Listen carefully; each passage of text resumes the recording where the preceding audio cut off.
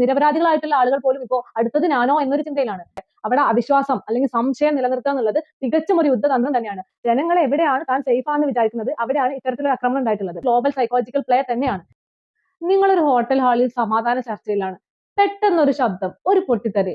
എന്തായിരിക്കും നിങ്ങളുടെ മാനസികാവസ്ഥ? 2025 സെപ്റ്റംബർ 9 ഇന്നലെ ഖത്തറിന്റെ തലസ്ഥാനമായിട്ടുള്ള ദോഹയിൽ സമാധാന ചർച്ച നടന്നുകൊണ്ടിരിക്കുകയാണ്. ഈ സമാധാന ചർച്ചയ്ക്കിടയിലാണ് ഇസ്രായേലിന്റെ വ്യോമാക്രമണം നടക്കുന്നത്. ഹമാസിന്റെ നേതാക്കളെ ലക്ഷ്യമിട്ടിട്ടാണ് ഈ വ്യോമാക്രമണം നടന്നിട്ടുള്ളത്. ഇത് തികച്ചും ഒരു സൈനിക നേട്ടം അല്ലെങ്കിൽ ഒരു രാഷ്ട്രീയപരമായിട്ടുള്ള ഒരു ആക്രമണമായിട്ട് നിങ്ങൾ വിചാരിക്കുന്നുണ്ടോ? ഒരിക്കലും അല്ല. ഇത് മനുഷ്യന്റെ മനസ്സിനെ കൂടി ലക്ഷ്യമിട്ടിട്ടുള്ള ഒരു ആക്രമണം കൂടിയാണ്. ഇത് എങ്ങനെയാണ് മനുഷ്യന്റെ മനസ്സിനെ ലക്ഷ്യമിടുന്നതെന്നല്ലേ? ഇവിടെ സംഭവിക്കുന്ന ഒന്നാമത്തെ കാര്യം ഷോക്ക് ആൻഡ് ഫിയർ, അപ്രതീക്ഷിതമായിട്ടുള്ള ഭയം. ഓർക്കണം, സമാധാന ശ്രമത്തിനിടയിലാണ് ഇങ്ങനൊരു വ്യോമാക്രമണം ഉണ്ടാവുന്നത്. ജനങ്ങൾ എവിടെയാണ് താൻ സേഫ് ആണെന്ന് വിചാരിക്കുന്നത് അവിടെയാണ് ഇത്തരത്തിലൊരു ആക്രമണം ഉണ്ടായിട്ടുള്ളത്. അത് തികച്ചും താൻ എവിടെയും സുരക്ഷിതമല്ല ഒരു ചിന്തയിലോട്ട് മനുഷ്യനെ നയിക്കുകയാണ്. ആളുകൾ പാനിക് ആവുകയാണ്. ആർക്കും എന്താ ചെയ്യേണ്ടതെന്ന് അറിയുന്നില്ല. അവിടുത്തെ സിവിലിയൻസ് ഹെൽപ്ലെസ് ആവുകയാണ്. അവിടെ ഇഞ്ചുറീസ് സ്പ്രെഡ് ആവുന്നതിലും കൂടുതലാണ് അവിടുത്തെ ഭയം, പേടി സ്പ്രെഡ് ആയിക്കൊണ്ടിരിക്കുന്നത്. ഇവിടെ സേഫ് ആണെന്ന് വിശ്വസിക്കുന്ന ആ സ്ഥലത്തുണ്ടായിട്ടുള്ള ഈ ആക്രമണം ജനങ്ങളുടെ ആത്മവിശ്വാസത്തെ പാടെ തകർത്ത് കളയാണ്. ഈ ആത്മവിശ്വാസത്തിന് മുറിവേൽപ്പിക്കുക അല്ലെങ്കിൽ ആത്മവിശ്വാസം തകർക്കുക എന്നുള്ളത് ഒരു യുദ്ധതന്ത്രം തന്നെയാണ്. രണ്ടാമത്തെ കാര്യം അവിശ്വാസവും സംശയവും. തികച്ചും സുരക്ഷിതരാണെന്ന് ഉറച്ചു വിശ്വസിക്കുന്ന ഒരു സ്ഥലത്ത് ഇത്തരത്തിലൊരു ആക്രമണം ഉണ്ടാകുമ്പോൾ അവിടുത്തെ ആ രാജ്യത്തെയും അവിടുത്തെ നേതാക്കന്മാരെയും കൂടിയാണ് സംശയദൃഷ്ടിയോടെ നോക്കിക്കാണുന്നത്. മാത്രമല്ല, മിത്ര രാജ്യങ്ങൾ പോലും പരസ്പരം ശത്രുതയോടെ നോക്കിക്കാണുന്ന സിറ്റുവേഷൻ കൂടി ഇവിടെ ഉണ്ടാവുന്നുണ്ട്. സമാധാനമായി പോയിക്കൊണ്ടിരിക്കുന്ന ഒരു സ്ഥലത്ത്, ഒരു രാജ്യത്തായിക്കോട്ടെ, ഒരു സ്ഥലത്തായിക്കോട്ടെ, എവിടെ ആയിക്കോട്ടെ, അവിടെ അവിശ്വാസം അല്ലെങ്കിൽ സംശയം നിലനിർത്തുക എന്നുള്ളത് തികച്ചും ഒരു യുദ്ധതന്ത്രം തന്നെയാണ്. അത് തന്നെയാണ് ഇസ്രായേൽ ഇന്നലെ അവിടെ പ്രയോഗിച്ചത്.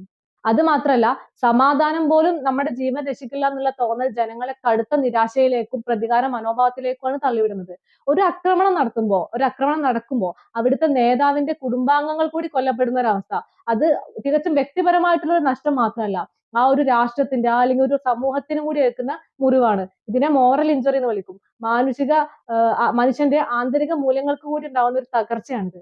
അതെ, ദോഹാക്രമണം ഒരു സൈനിക നേട്ടം മാത്രമല്ല, ശത്രുവിന്റെ ആത്മവിശ്വാസത്തെ പാടെ തകർക്കുന്ന രീതിയിലായിരുന്നു.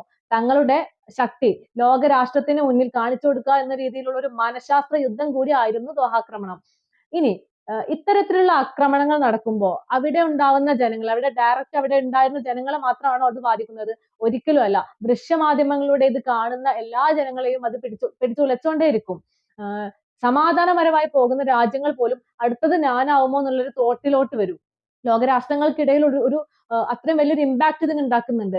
സമാധാനവും സുരക്ഷിതത്വവും എല്ലാം നമ്മൾ വിചാരിക്കുന്ന സ്ഥലത്തൊന്നും ഇതൊന്നും യാഥാർത്ഥ്യമല്ല. നമ്മൾ ആരും സുരക്ഷിതരല്ല എന്നുള്ളൊരു ബോധം, ഒരു ചിന്തയിലോട്ട് മനുഷ്യനെ നയിക്കും.